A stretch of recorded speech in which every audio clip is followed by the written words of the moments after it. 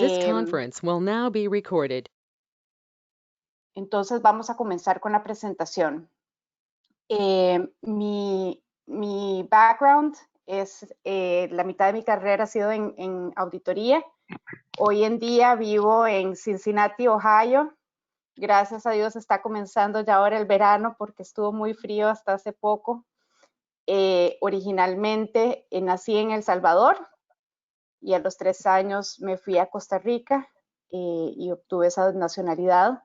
Entonces, siento mucho cariño en poder hablar con otras personas en español y dar capacitaciones en español también. Llevo 20 años en Procter & Gamble, casi toda una vida. En este momento soy la gerente global de SOX, que es una legislación para todas aquellas compañías que reportan en Wall Street.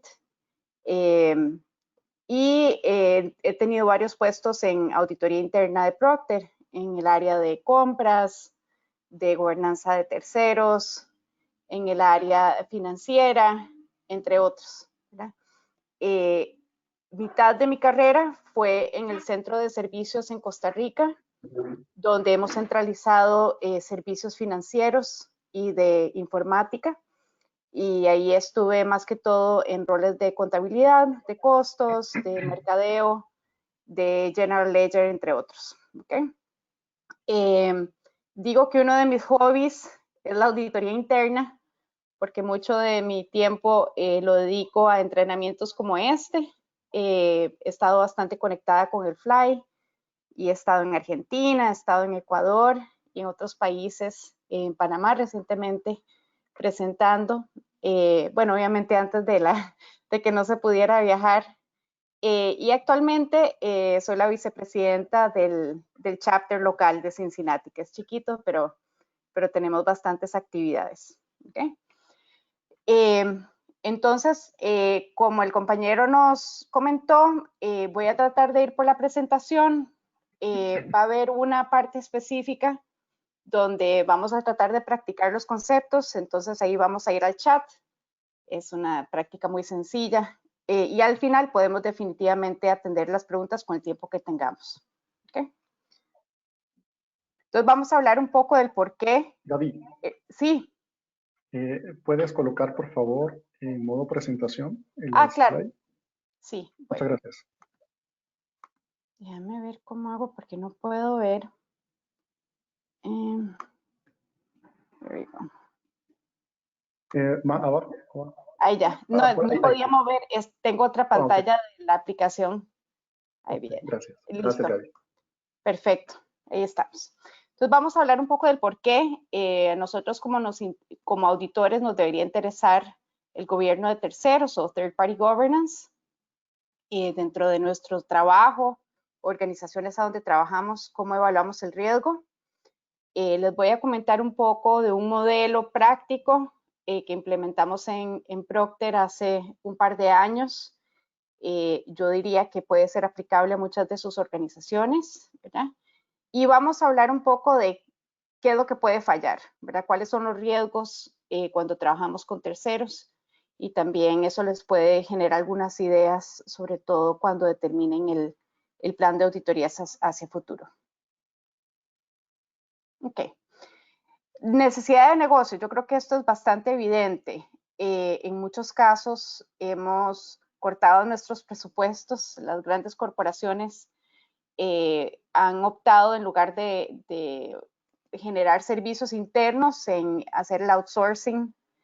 En el caso de Procter, como un ejemplo, hace muchos años todos los servicios de informática se generaban in-house globalmente y alrededor del año 2000 decidimos trabajar en ese momento con Hewlett Packard para que nos dieran ese servicio, ¿verdad? Fue un contrato multimillonario y entonces en un área tan crítica para nuestra compañía empezamos a recibir un servicio que antes uno llamaba a alguien que se sentaba en otro piso y rápidamente lo ayudaban y ahora ya pasamos a un modelo de contrato, de call center, etcétera, ¿no?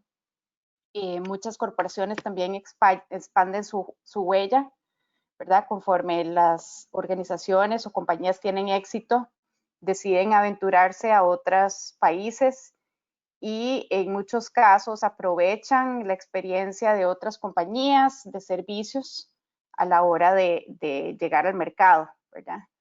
Les voy a dar muchos ejemplos de Procter porque eso es lo que conozco, pero lo que quisiera es que vayan asociando a sus realidades. En nuestro caso, hay ciertos países, pasa mucho en Centroamérica, donde antes teníamos una fuerza de ventas, todos eran empleados de Procter y poco a poco nos hemos movido a un modelo de distribuidores que tienen una buena huella en el mercado, que conocen los supermercados y brindan ahora el servicio a Procter, ¿verdad? También nos ha pasado a muchos que llega un momento en que se llega al exceso, ¿verdad? Hay una proliferación de proveedores. No se asusten, pero en algún momento en Procter llegamos a 150,000 proveedores. Recuerdo cuando comencé a especializarme en esta área. Me imagino que muchas de nuestras compañías son más pequeñas y no es el caso, pero sí se puede dar el caso en que tengamos muchos proveedores para ofrecer un mismo servicio, ¿verdad? Entonces, eso genera no solo retrabajo, sino obviamente más exposición al riesgo, ¿verdad? ¿Y por qué es importante? Bueno, hemos visto en Europa, por ejemplo, todas las regulaciones de privacidad de la información. A los gobiernos no les importa si es Procter & Gamble o una compañía dándole servicio a Procter & Gamble, lo que les interesa es cómo están los controles con respecto a los datos, por ejemplo, de los consumidores, de los empleados, etcétera. Entonces, se vuelve bastante retante entender cómo uno implementa y garantiza controles de principio a fin, ¿no? Entonces, esto es un poquito el por qué y por dónde comenzamos. Esto puede sonar muy básico, pero cuando yo comencé en el rol de auditoría, que veía toda la parte de terceros, me di cuenta que no teníamos ni siquiera claridad de cuál es la población o el universo de proveedores y cómo está esto compuesto.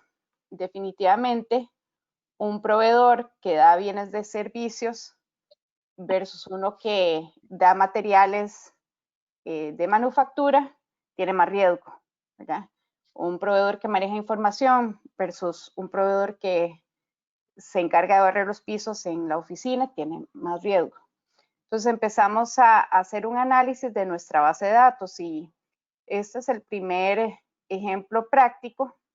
Ahora, sobre todo si están trabajando de casa y tienen un tiempo tranquilo, ¿verdad? Para desconectarse. Algo que hicimos en ese momento es un análisis de nuestra base de datos de proveedores, ¿verdad? Y empezamos a analizar datos muy sencillos, como es cuánto gastamos con cada proveedor, qué servicios dan en general, ¿verdad? A dónde están ubicados, etcétera, y ver tendencias año con año.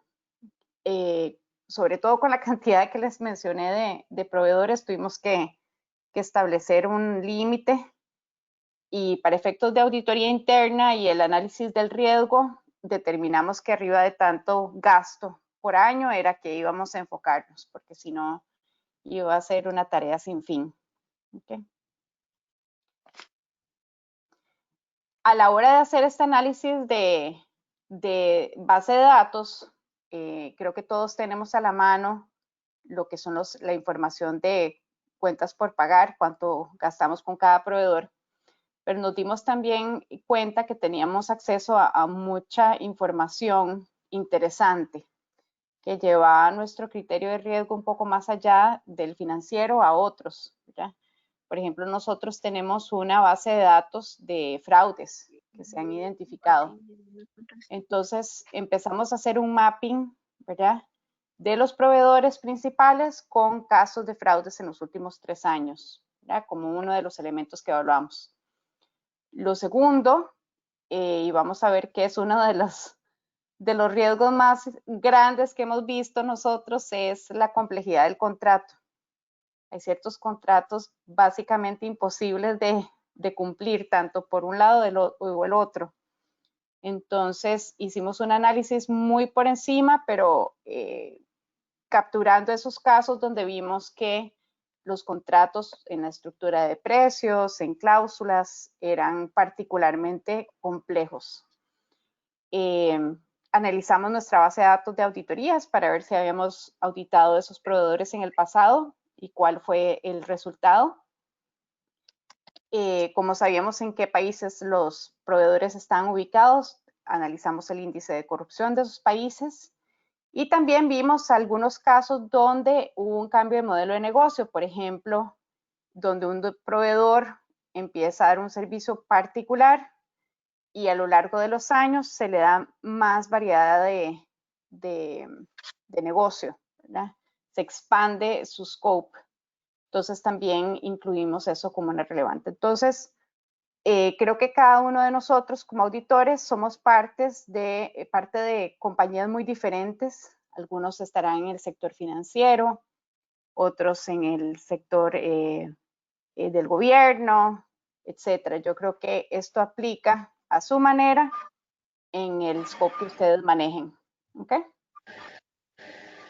Les voy a pedir a todos, por favor, si pueden poner mute, porque tenemos un poquito de ruido en el background. Okay. Listo. Sí, les voy a decir que... Ok. Entonces, en su momento, esto fue hace un par de años, ahora tenemos muchas aplicaciones para Analytics. Pero nosotros literalmente hicimos una base de datos, era una base de datos de Access que la bajábamos a Excel, donde empezamos a hacer un ranking de proveedores, ¿verdad? Tomando en cuenta los factores que les mencioné, cuánto gastamos en ellos, si han tenido fraudes, resultados de auditorías, entre otros. ¿Okay? ¿Qué es lo que nos permitió esto? Uno, el entendimiento del universo de proveedores que manejamos. Número dos, poder asignar un peso específico a las áreas que como auditores consideramos más relevantes, ¿verdad? Claramente a donde ha habido un fraude, triple puntaje, ¿verdad? Y tercero, logramos informar nuestro plan de auditorías. Entonces, a la hora de definir qué proveedor auditar, qué contrato auditar, teníamos una metodología quizás no perfecta, ¿verdad? Pero una metodología que nos indicaba, de acuerdo a la data que tenemos, cuáles podían ser unos potenciales candidatos para nuestras auditorías. Este modelo relativamente sencillo, ¿verdad? Fue un proyecto de una de las personas de mi grupo. Nos sirvió muchísimo y nos sigue sirviendo. Se refresca anualmente, ¿verdad? Mediante un ejercicio donde bajamos los reportes de las diferentes bases de datos y de verdad hubo varias auditorías donde encontramos problemas, ¿verdad? Dada la complejidad de los contratos, la cantidad de gasto, etcétera. Entonces, fue un ejercicio muy provechoso. Esto es nada más para ejemplificar algo que ustedes pudieran hacer si quisieran en su organización. Creo que todos trabajamos con terceros. No he visto muchos modelos específicos de otras compañías, no he podido comparar. Esto es lo que nos sirvió a nosotros y les puede generar algunas ideas de lo que pueden hacer para su organización. Okay. Entonces, eso es un poquito como lo que hicimos en su momento. Ahora vamos a hablar, como les mencioné, del gobierno de terceros y vamos a entrar a un modelo práctico que pueden aplicar. ¿Okay? Entonces, ¿por qué el gobierno de terceros? Bueno, la idea que tenemos al implementar un proceso de gobernanza de las actividades de terceros es garantizar que a través de esos terceros continuamos cumpliendo con los objetivos de negocio, ¿verdad? Cuando nosotros hacemos un outsourcing o buscamos un tercero para que nos dé un servicio versus tenerlos in-house, lo que queremos es continuidad. Lo que queremos es que el servicio sea igual o mejor que cuando lo manejábamos nosotros, ¿verdad? Y también este tipo de esquema lo que nos ayuda es garantizar que a la hora de tercerizar servicios no tenemos riesgos de incumplimiento de leyes, de políticas, etcétera, sino que tenemos bastante control desde el principio en una relación con un tercero, queda claro cuáles son esos requisitos y tenemos procesos ongoing para monitorear que se está dando ese cumplimiento de políticas o requerimientos locales. ¿Okay? Entonces, eso es un poquito del por qué. Este es un modelo muy sencillo. Lo que he encontrado cuando he dado este entrenamiento en otras organizaciones es que generalmente es aplicable para una diversidad de compañías, ¿verdad? Entonces, como hablamos en el medio, tenemos lo que son las estrategias y objetivos de negocio, eso es lo primordial, ¿verdad? Que garanticemos que eso se cumple, independientemente si sea alguien interno o externo y que ejecute los controles, ¿verdad? Y hemos dividido este esquema en 4 áreas, ¿ok? Son los controles operativos, de cumplimiento, controles financieros y controles contractuales o de manejo de la relación con el tercero.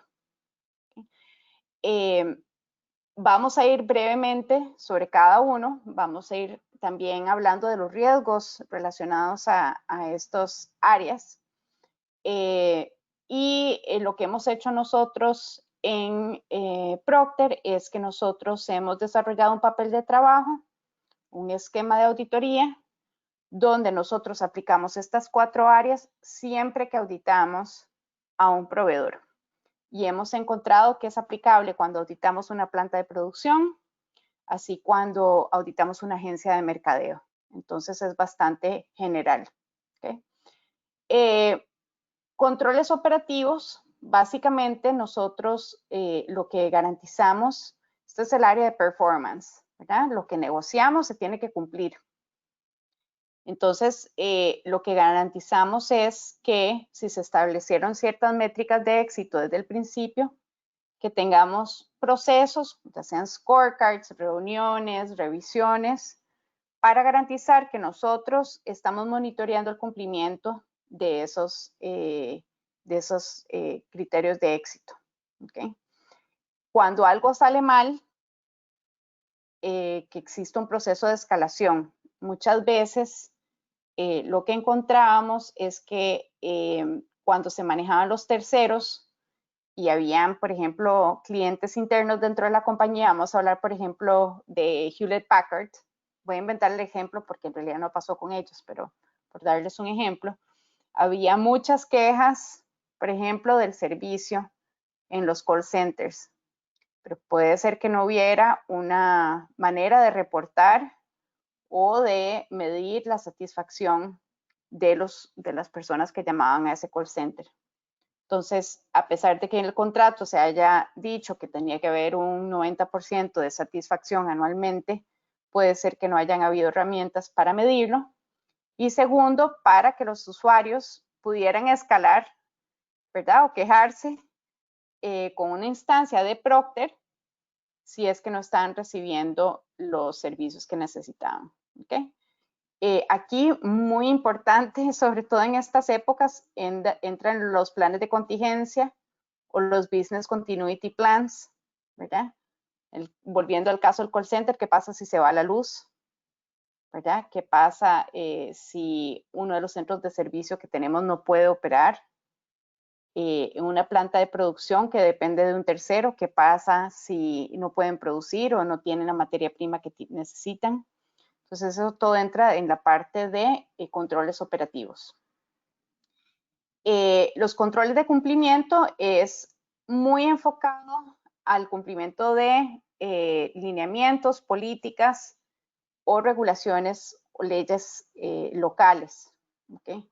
Aquí muchas veces, por ejemplo, les mencioné los requerimientos de manejo de información para garantizar la privacidad de los datos de los consumidores, en nuestro caso, ¿verdad?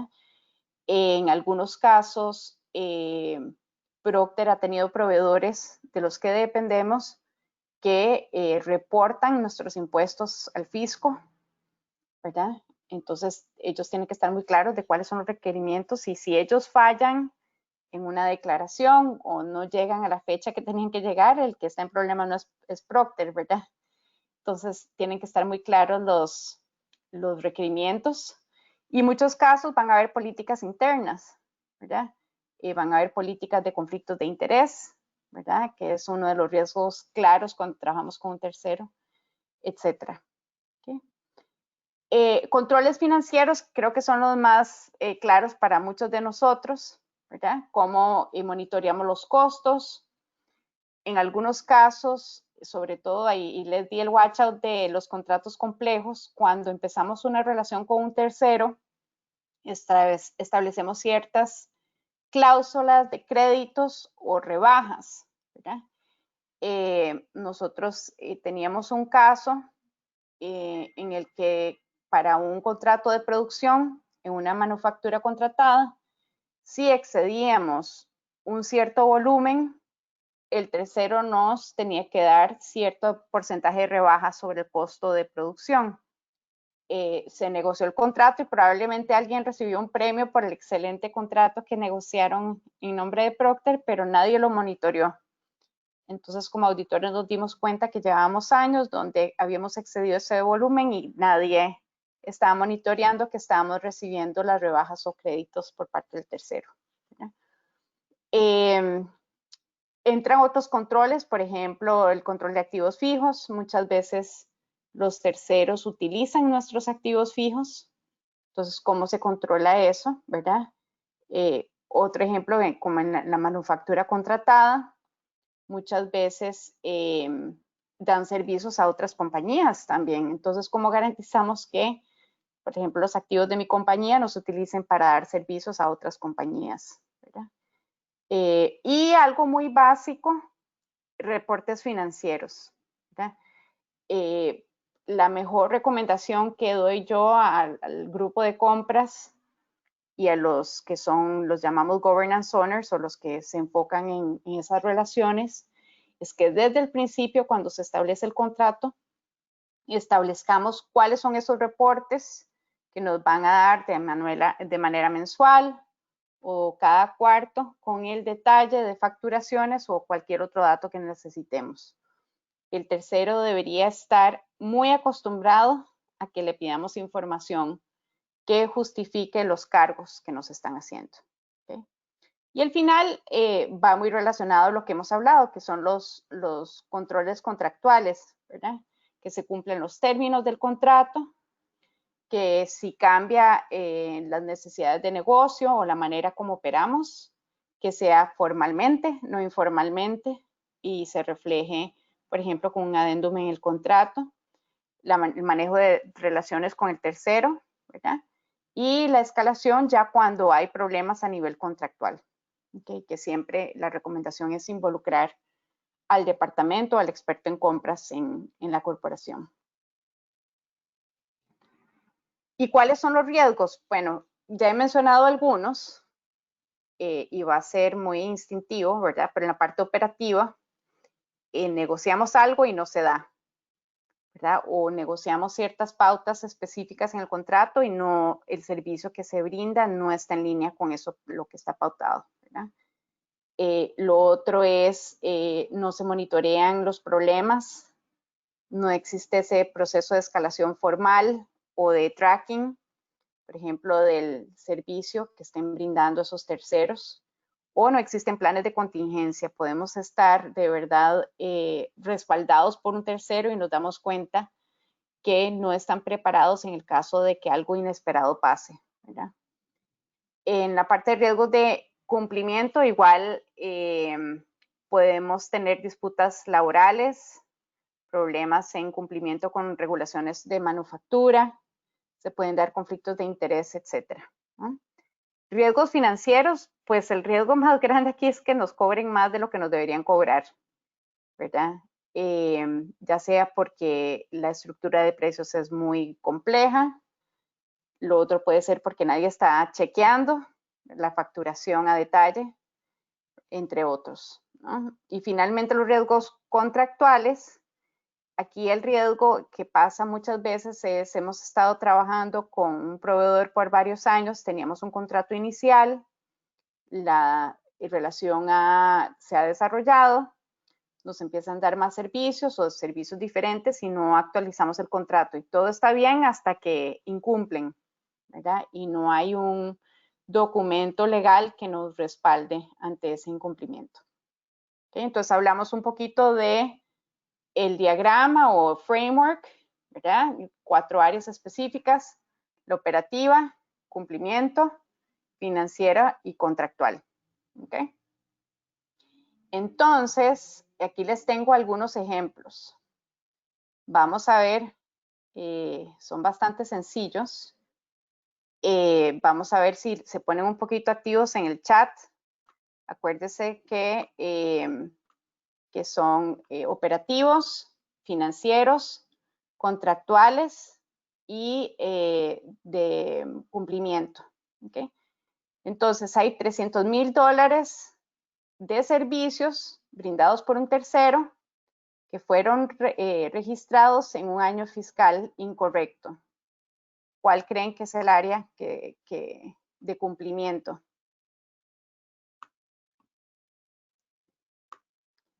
Financiero, sí, eso está muy fácil. Eso pasa mucho, ¿verdad? Sobre todo al cierre de año fiscal, ya sea por el tercero, ya sea porque las personas en la compañía les piden porque tienen un poquito de presupuesto y le dicen, uy, usted no me puede facturar eso por adelantado, ¿verdad? Hubo un caso, el siguiente, donde teníamos una iniciativa bastante importante, creo que era de Gillette, y los modelos o las personas que estuvieron filmando el anuncio o los comerciales se tomaron fotos con todos los banners y con todo lo que decía la iniciativa, que todavía no se había lanzado al mercado, ¿verdad? Sí, cumplimiento. Ahora todo eso de fotos y todo entre las compañías es bien riesgoso, sobre todo cuando manejamos información confidencial. Los scorecards fueron alterados por el tercero. Históricamente solo reportaban resultados positivos y no había un proceso para verificar esos scorecards. ¿Qué se les ocurre que aplica aquí? Cumplimiento contractual, financiero u operativo. Muy bien, Gerson, operativo. Esto es muy frecuente. Les voy a dar un ejemplo. Nosotros en nuestras plantas de manufactura tenemos controles de inventario y una de las métricas es el record accuracy. Cuando vamos y hacemos conteo de inventarios, si los números cuadran con lo que dice el sistema, ¿verdad? Muy similar como se hace el control de activos fijos. Y fui a auditar este tercero, era un centro de distribución muy grande, y les pedí los scorecards de los últimos 3 años y adivinen qué, 100% eternamente. Y es imposible en una organización que todo sea perfecto, todos lo sabemos. Entonces lo que hicimos es recalcular algunos de esos resultados y nos dimos cuenta de 2 cosas. En un caso, la metodología de cálculo de los resultados no estaba clara. Entonces ellos decían que lo calculaban de una manera cuando la expectativa de nosotros era diferente, ¿verdad?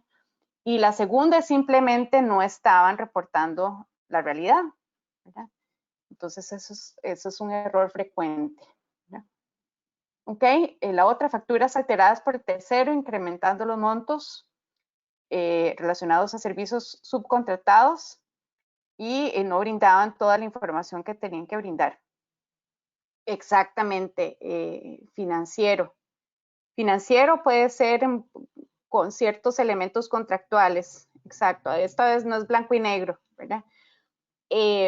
Pero la complejidad del manejo de terceros es que no solo tenemos un proveedor con el que lidiamos, sino ese proveedor tiene subproveedores, ¿okay?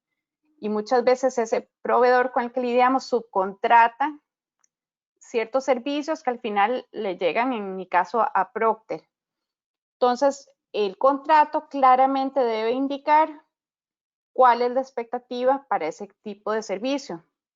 En muchos casos, nosotros pactamos que lo que les cobra el proveedor subcontratado debería ser lo que se le cobra a Procter.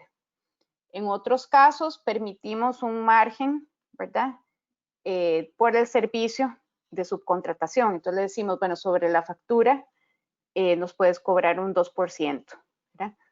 ¿Qué es lo que pasa? Estos se llaman pass-through costs y es una de las áreas donde he visto más problemas, fraudes, cargos excesivos. Y es que muchas veces cuando nos llega la factura por servicio tal y no trae nada de documentación de soporte. Entonces, parte de lo que uno busca, por ejemplo, en una auditoría es uno va a la factura y le pide que se justifique el total y ellos deben dar facturas que recibieron del tercero subcontratado para justificar esos cargos. ¿Okay? Información clasificada de una nueva iniciativa es compartida por la agencia. Eso es muy similar al otro, ¿verdad? ¿Qué opinan que es esa? Vamos a ver. Eso es también de protección de la información, ¿verdad? Es cumplimiento. Otro, el gerente general de la agencia publicitaria, es el esposo de la gerente de mercadeo de la compañía que contrata. Cumplimiento, un conflicto de interés clarísimo. Sí. Los accesos a los sistemas contables de contratistas que ya no trabajan con el proveedor no son removidos. Ahí que estamos protegiendo la información, ¿verdad? Entonces sería protección de datos, cumplimiento exacto, ¿verdad? Y lo último, lo hablamos un poco, no existe un análisis de causa raíz para aquellas métricas de rendimiento que no llegan a la medida acordada. ¿Eso qué sería? La parte de performance, ¿verdad? La parte operativa. Parte de eso operativo es, obviamente, si llevamos un scorecard y estamos midiendo ciertas métricas, cuando las métricas no están, cuando tienen que estar, tiene que haber un análisis detallado y documentado de qué es lo que está pasando. ¿Okay? Muy bien, gracias por participar, aunque sea así virtualmente. ¿Okay? Entonces vamos a volver a la presentación. Esto para indicarles, vieron la variedad de tipos de hallazgos. Esto los cambió un poquito, pero son de la vida real. Auditorías que hemos hecho o situaciones en la compañía donde ustedes ven que por más que son muy diferentes en su naturaleza, se terminan ajustando de una manera u otra al modelo, ¿verdad? Y como algunos compañeros respondieron, a veces aplican dos de las áreas, ¿verdad? No es blanco y negro. Ok, vamos a empezar un poquito a ahondar a cada una de las áreas. Tenemos quizás unos 10 minutos para cubrir esto, para abrirlo a preguntas o ejemplos que ustedes tengan, ¿verdad? Para ahondar un poco en el área operativa, como les dije, lo que buscamos es aquí confirmar que lo que negociamos lo estamos recibiendo, ¿verdad? No solo en calidad, sino en lo que nos están cobrando. Y lo que quiero ejemplificar acá, porque cuando nosotros auditamos a los que manejan los terceros, nos dicen, bueno, ¿cómo lo resuelvo? ¿Verdad? Entonces, una manera de garantizar controles fuertes en el área operativa es crear acuerdos formales, service level agreements, ¿verdad? No son contratos, sino son auxiliares al contrato, donde se establecen criterios de performance, cómo se va a medir el servicio, etcétera, ¿verdad? Lo otro muy básico, que parece mentira, en algunos casos no lo hacemos, es sobre todo con los proveedores principales, establecer un ritmo de reuniones, puede ser cada cuarto, puede ser mensual, dependiendo de la necesidad, pero donde se revisa la retroalimentación de los dos lados, ¿verdad? También hay que pensar que a veces somos nosotros como compañía los que no estamos creando una situación donde el tercero pueda ser exitoso. Entonces, esa reunión es bilateral, ¿verdad? Donde se comparte qué es lo que está pasando en la operación, se hace un diagnóstico de las áreas donde hayan problemas, ¿verdad? Y se pide ayuda de unos a otros con lo que se tenga que resolver. ¿Okay?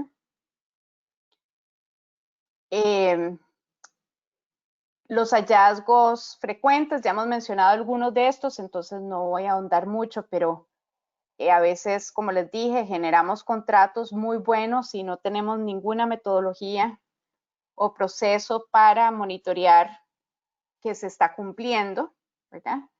En otros casos, desde el contrato no hay un Service Level Agreement, entonces no hay claridad en cuáles son esos criterios de éxito. En otro caso me encontré que teníamos unas 40 medidas que revisábamos con el proveedor todos los meses y era un proceso imposible de mantener, ¿verdad?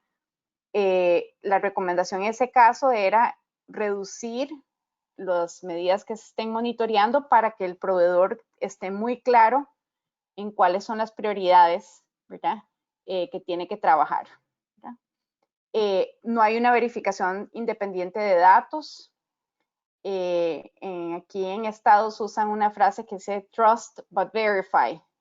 Uno puede confiar en el tercero, pero un ejemplo muy práctico es en una revisión del scorecard pedirle más datos sobre algún rubro que nos interese, ¿verdad?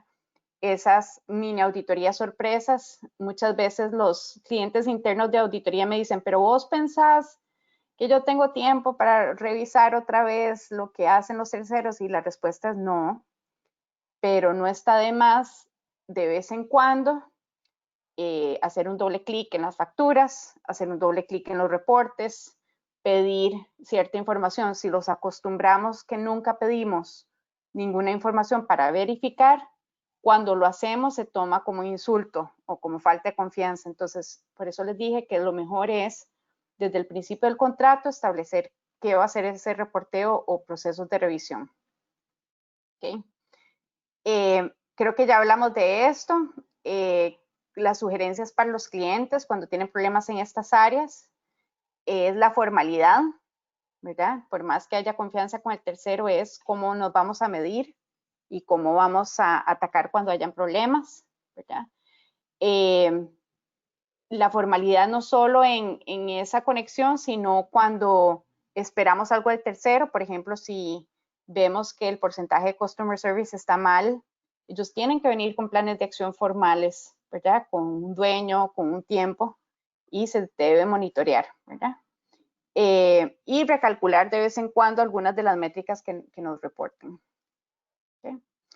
El control financiero, el manejo financiero, es básicamente el monitoreo de costos, ¿verdad?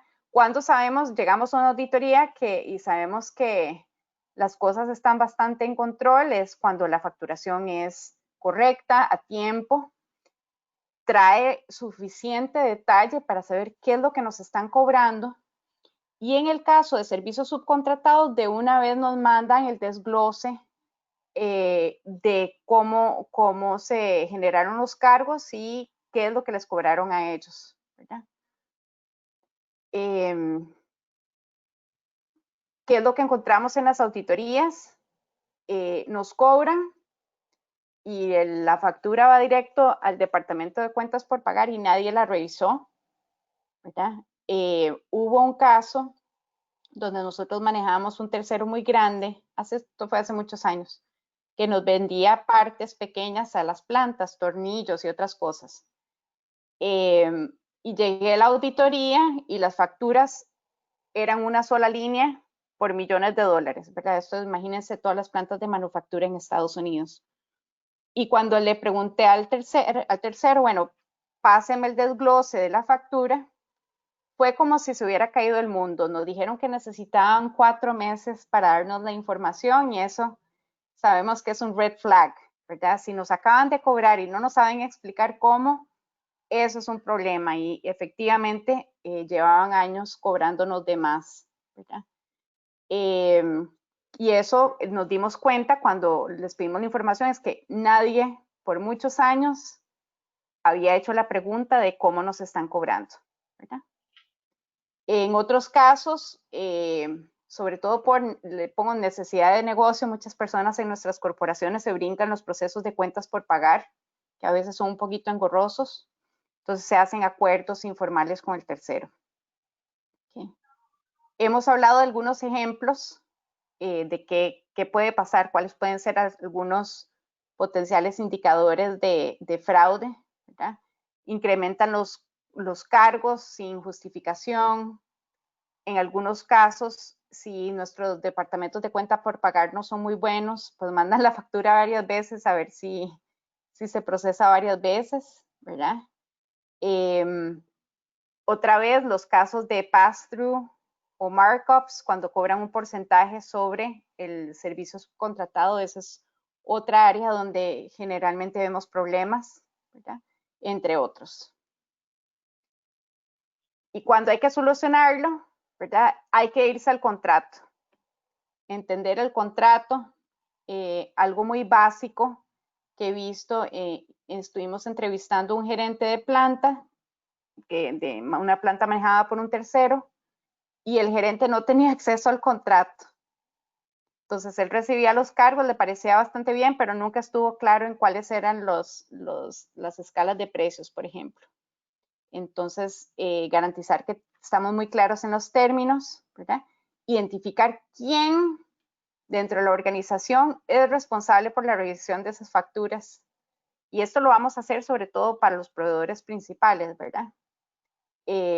Lo otro es a veces van a haber cargos imprevistos. La idea es que haya un proceso donde alguien tiene que autorizar esos cargos y se hace de manera formal. Y lo último que les dije son auditorías sorpresa. Y esas no son auditorías de nosotros, de auditores internos, es el negocio que contrata los servicios, pedir más información, hacer un muestreo de facturas, etc.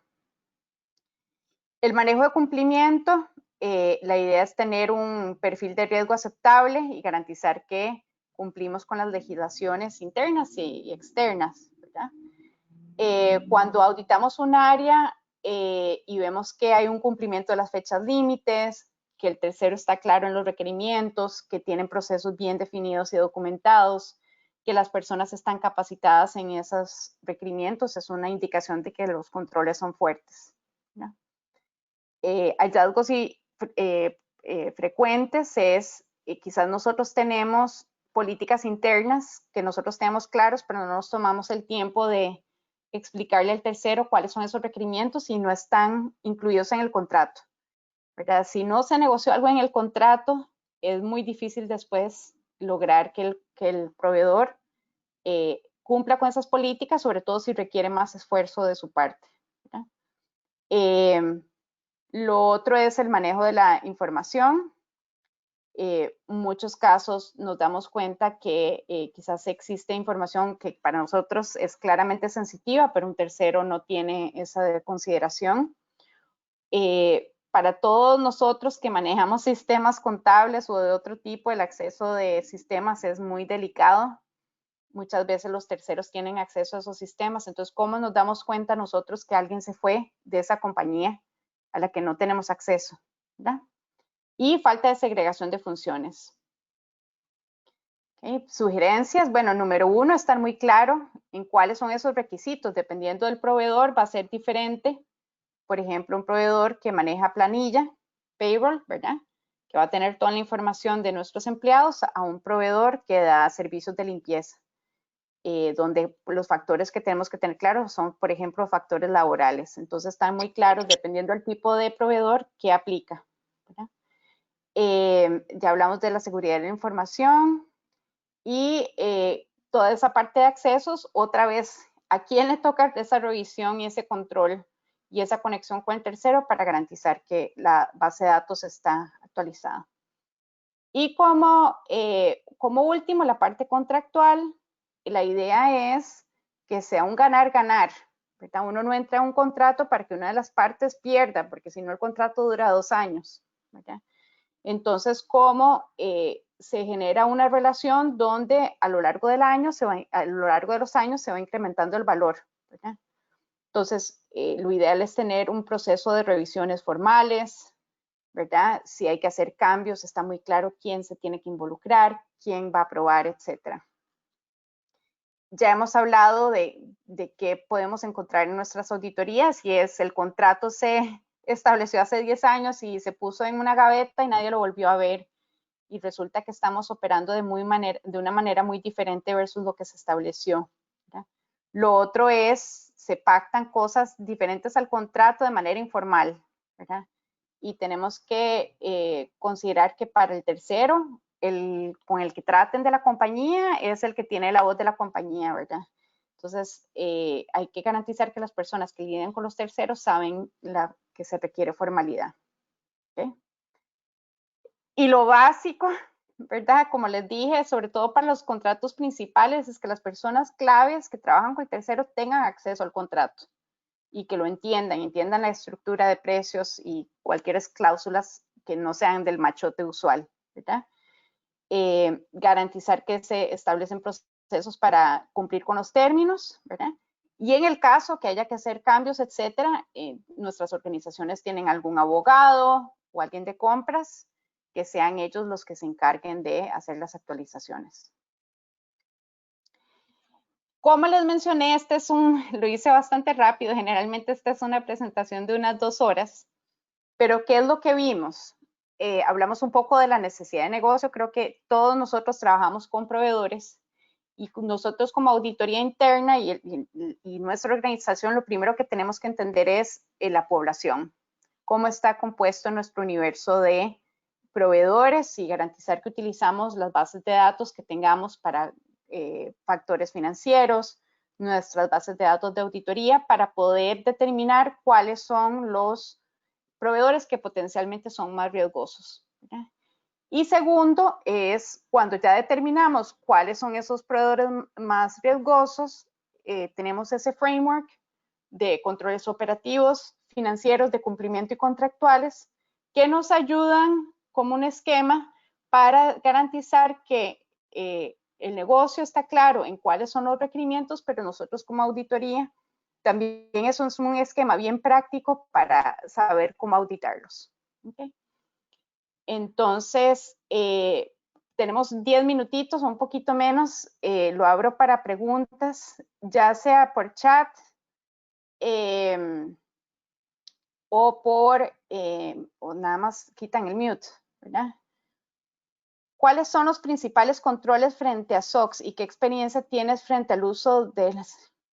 Bueno, no es presentación de SOX, pero la parte de SOX, obviamente, nos enfocamos más que todo a los controles financieros. Yo creo que el reto, y esto se liga mucho a la presentación de hoy, los retos que estamos viendo como auditoría son en el área de informática. Hay tanto cambio, tantas nuevas aplicaciones que manejamos, ¿verdad? Y tantos contratos con terceros que sí es un área que para SOX se vuelve una prioridad, ¿verdad? Dentro de su modelo no vi políticas antifraude relacionadas con aspectos de colusión entre empleados y proveedores. Eso entra en el área de compliance, de cumplimiento. Hablamos brevemente de conflictos de interés, pero en esa área de cumplimiento también está la parte de segregación de funciones, ¿verdad? Obviamente todo un proceso de compras debe ser transparente, ese es el primer momento donde tenemos que garantizar que a la hora de seleccionar los proveedores existe un trato justo, que los criterios de contratación están claros y que si existe un proceso de selección donde más de una persona está involucrada y obviamente el nivel de gerencia apropiado para hacer la selección.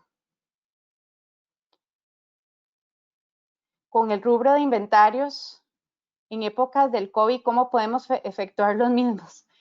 Eso es bien complicado, de hecho, teníamos varias auditorías donde necesitamos conteos de inventario y se nos ha complicado, sobre todo en el caso de los terceros, ¿verdad? Lo que hemos encontrado es en esos países en lugar de auditoría, hacer los conteos de inventario, estamos reclutando a personas de finanzas.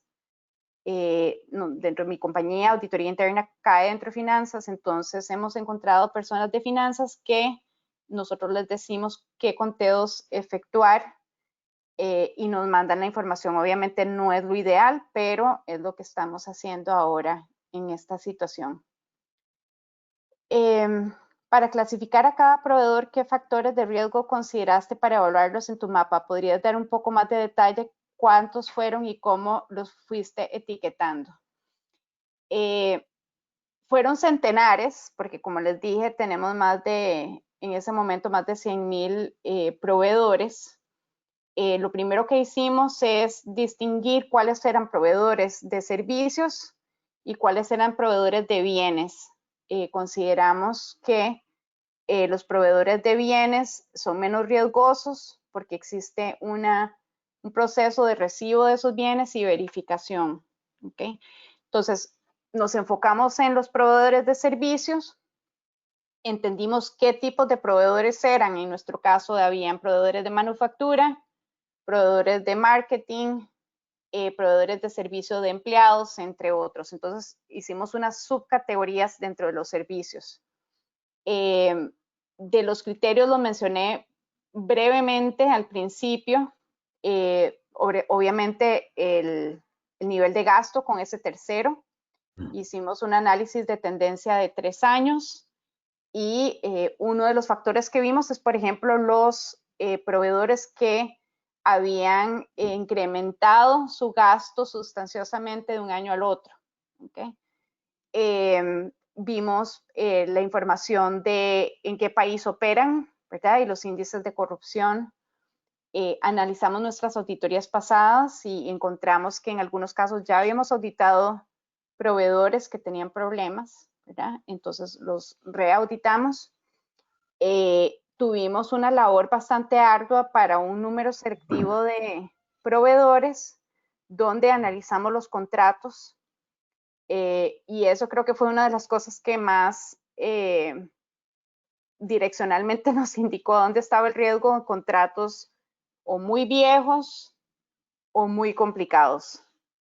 Y entre más complicado, más difícil es el cumplimiento. Entonces, esos son algunos de los criterios que evaluamos. Lo que hay que entender es qué tipo de proveedor es, ¿verdad? Qué tipo de proveedor es y de ahí entender qué información tenemos disponible para incluirlo como uno de los criterios de riesgo. Okay.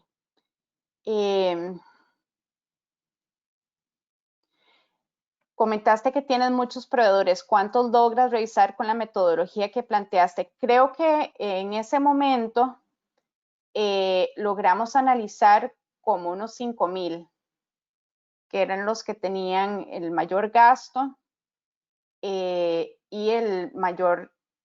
la mayor exposición, ¿verdad? Fue una labor bastante ardua, pero pudimos automatizar algunas de las extracciones de la información. Entonces, por ejemplo, bajar la data financiera se volvió muy sencillo. La data de nuestras auditorías también. Los índices de corrupción lo leía también el Excel. Entonces, creo que setear el modelo fue complicado, pero ya una vez que se tenía que únicamente refrescar, el esfuerzo era quizás de unos 2 días por año. Okay. ¿Alguna otra pregunta? Okay. Corrimos un poquito. ¿Sí? ¿Alguien tiene una pregunta? Sí. Y hay una pregunta que dice, ¿cómo considera la revisión del uso de la marca de la empresa por parte del proveedor, sobre todo por el manejo del riesgo reputacional por contagio? El uso de la marca. ¿Puedes repetir?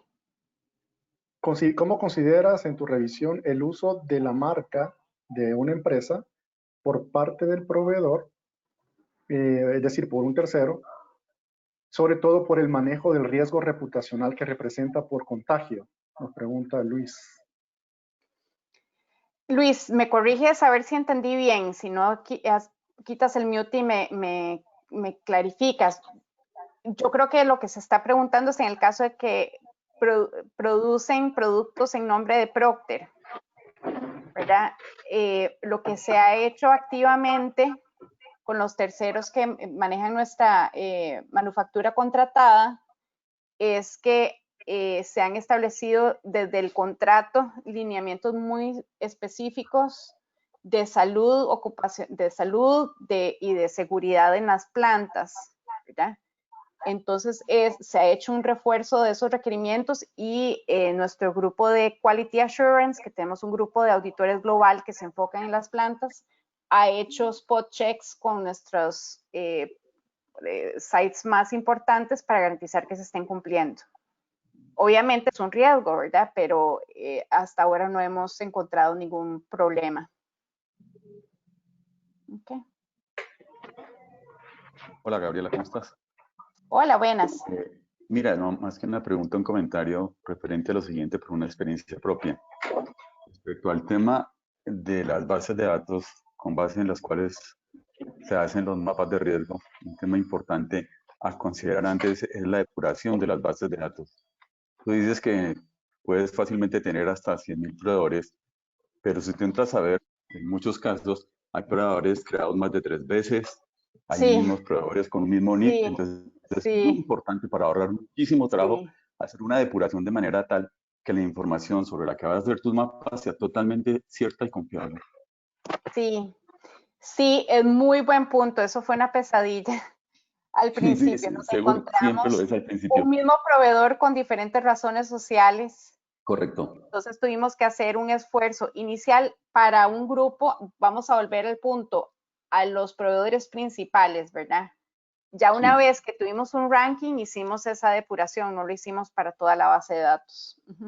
Pero muy, muy buen punto. Vale. Ok, yo les voy a compartir los slides para los que no hayan tenido tiempo de hacer sus preguntas. Le voy a compartir mi correo personal a René para que me las puedan hacer llegar y con mucho gusto les colaboro. Espero que hayan encontrado esta presentación útil y que les haya generado algunas ideas de lo que ustedes pueden hacer como auditores internos a la hora de evaluar terceros. Eso, muy bien, muchas gracias, muy amable. Ok, Gabriela, muchas gracias por tu ponencia. Ha sido de un total agrado para cada uno de nosotros. Agradecemos también tu disposición. También invito a todos los presentes a que visiten el canal de YouTube. Ahí, Gabriela, vamos a compartir este video de esta tarde, al igual que las conferencias que hemos desarrollado durante la semana. También sí, quizás quiero... en ese mail en el mail de la presentación que les compartas, puedes poner el link al canal de YouTube porque lo están preguntando en el chat. Ok, excelente. Y dejo también, tenemos a Francisco Arauz, que es nuestro vicepresidente de FLY, de la Federación Latinoamericana de Auditores Internos, para que nos dé el cierre de la semana donde celebramos el valor de la auditoría interna. Adelante, Francisco, de Nicaragua. Muchas gracias, Gaby, por tu excelente presentación. Un tema que sin lugar a duda nos ayudó o nos guió para desarrollarlo o aplicarlo en cada uno de nuestros trabajos en los diferentes proyectos. Queríamos agradecerte, ¿verdad?, el aporte hacia a esta iniciativa que estamos llevando a cabo los institutos de Nicaragua, El Salvador y Guatemala. Y sobre todo en el marco del mes de la concientización de la labor de la auditoría interna, porque nuestro lema es el orgulloso de ser auditores internos, ¿verdad? En este mes hemos tenido una serie de exposiciones.